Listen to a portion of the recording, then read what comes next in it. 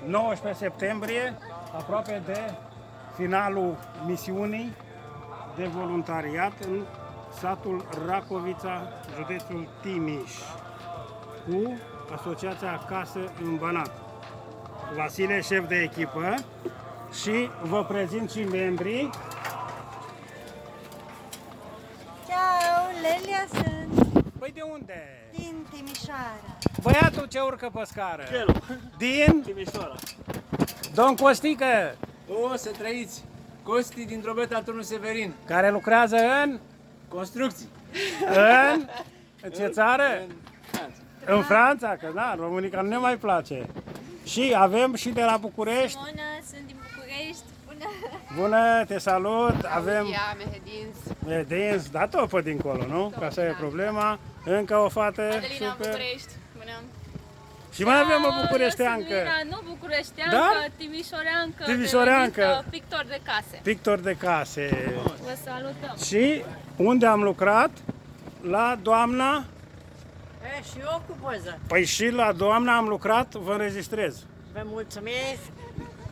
Am lucrat la doamna, Da. cum vă cheamă? Sentici Aurelia. Și noi să aveți sănătate, să vă bucurați de ce v-am făcut. Suntem pe ultima 100 de metri, numărul 69, Da. priviți lucrătura.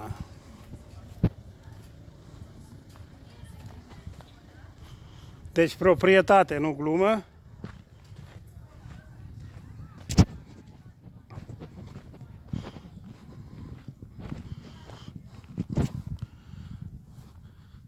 Ne-a sponsorizat Rofixul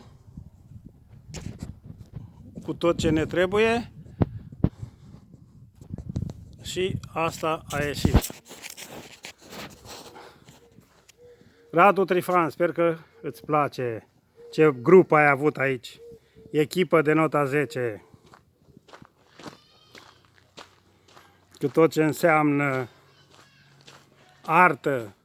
Deci meseria anilor 60.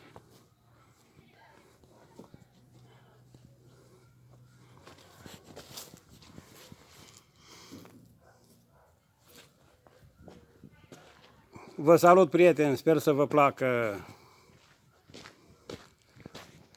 Și păsărica din colț.